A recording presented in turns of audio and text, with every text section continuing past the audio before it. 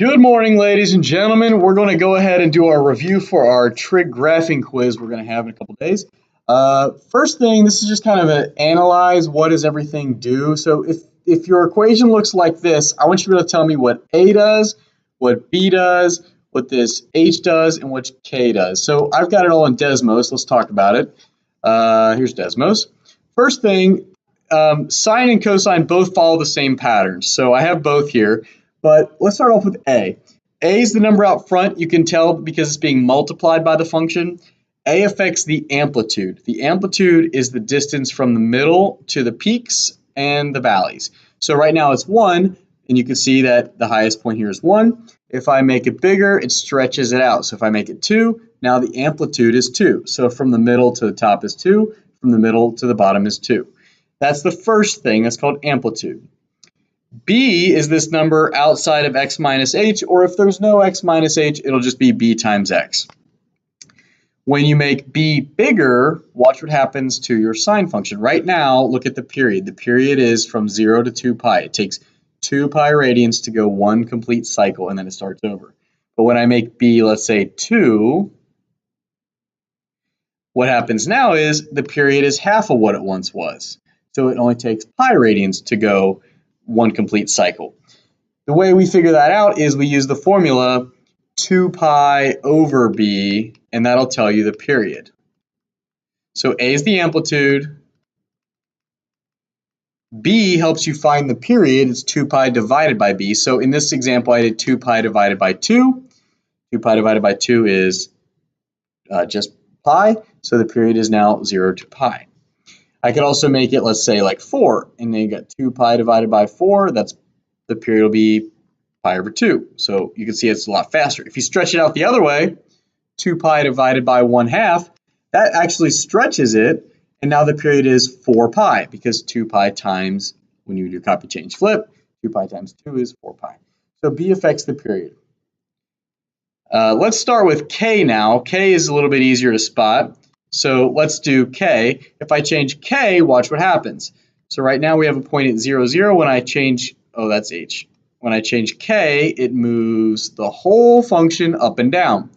Now what it's actually moving is the midline. Sometimes people want to say it's the y-intercept, and with sine, that's kind of okay. But when you look at cosine, notice how the y-intercept isn't on the midline. So what we do is we just say K moves the midline. Right now the midline's in the middle here. It's at negative 0.6 because K is negative 0.6. It moves the whole function. It doesn't matter if it's sine or cosine, up or down.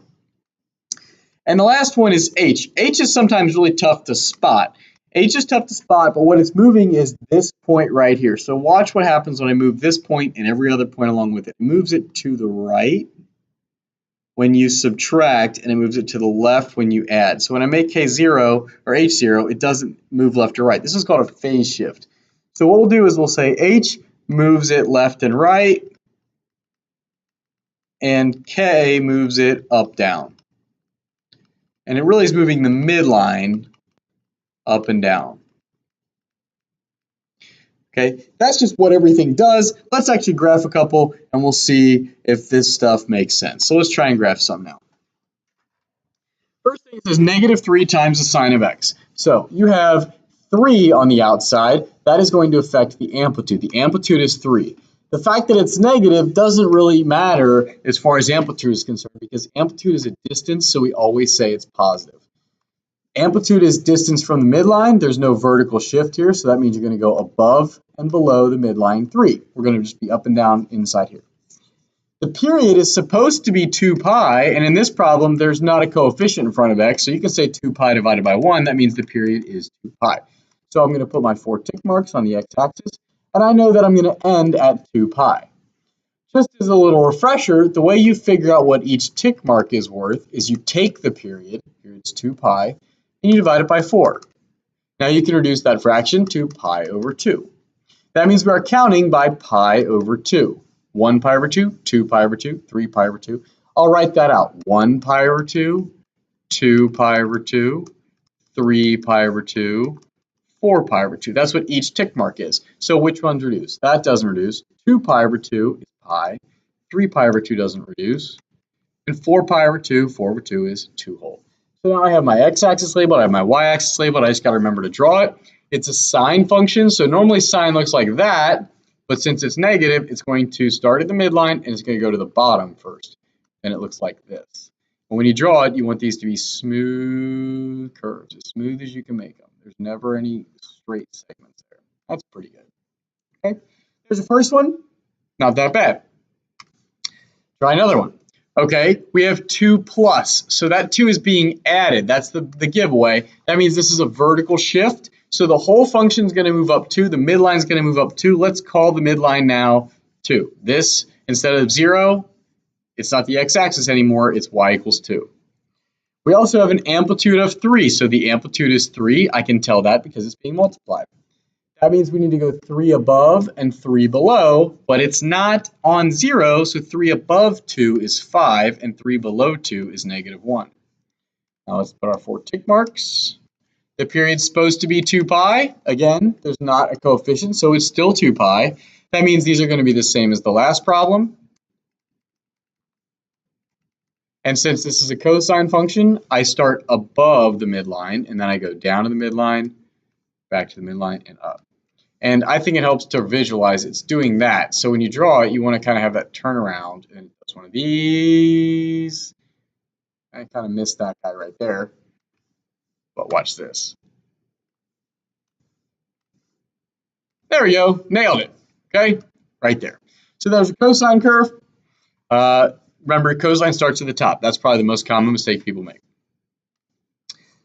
Number 4. Okay, so this one has that phase shift. So let's figure out the easy stuff. The amplitude is the number out front. The amplitude is 1. The period is going to be modified here. Normally the period is 2 pi. We have to do 2 pi divided by 1/2, which when you copy the numerator, change to multiplication, and then flip that, the reciprocal of 1/2 is 2. That's going to be 4 pi. So on your x-axis, I know that my period is 4 pi, but you have to be careful because in this problem, we're not starting at 0. This thing has been moved to the right pi. Remember, it's kind of backwards. Minus sign on the inside means go to the right. So the right, we're starting at pi. Now let's figure out what each tick mark is worth. If the period is 4 pi and you divide it by 4, then each tick mark is worth pi. I also know the y-axis is 1 and -1. So if each tick mark is worth pi and you're starting at 1 pi, then we're going to say 1 pi plus another pi is 2 pi. Plus another pi is 3 pi, 4 pi, 5 pi. We're not ending at 4 pi because we didn't start at 0, we started at 1 pi. So you basically say 1 pi plus 4 pi ends at 5 pi. Now this is a sine function, so we're going to start at the midline. Then we go up, midline, minimum, midline. So it should look like something like that. Again, kind of missed it a little bit, but you know, I can fix it. See, looks beautiful now. Well, maybe. It's beautiful. Okay? It's called a phase shift. And since it's minus sign, it goes to the right. If it was a plus sign, it would go to the left. This guy has a coefficient out front, so the amplitude is 1/2. That means we're going 1/2 above and below the midline. There's no vertical shift here, so the midline is 0. Period is being changed. Normally the period is 2 pi. Here it's 2 pi divided by that coefficient 2, so the period is 1 pi. Since we started at 0, we're going to end at pi. What's each tick mark worth? Well, you take the period and you divide by 4. That means we're counting by pi over 4s. So 1 pi over 4, 2 pi over 4, 3 pi over 4, 4 pi over 4. Some of these reduce. Pi over 4 doesn't reduce. 2 over 4 reduces. 3 pi over 4 doesn't reduce. But 4 over 4 reduces. So that's 1/2 and that's 1/2. This is a cosine function, so it starts at the top. And it looks just like the other cosine I drew. It's really just a matter of getting the x and y axis labeled correctly. So that's the 5th one, and that had a period change and an amplitude change, but it didn't have a phase shift and it didn't have a vertical shift. Let's do one more.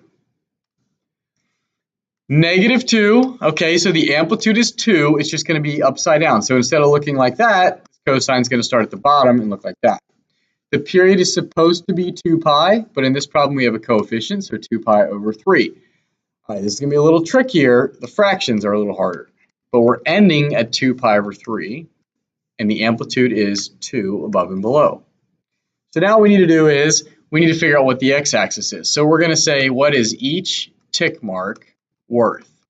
So we take 2 pi over 3, and we want to multiply it by 1/4.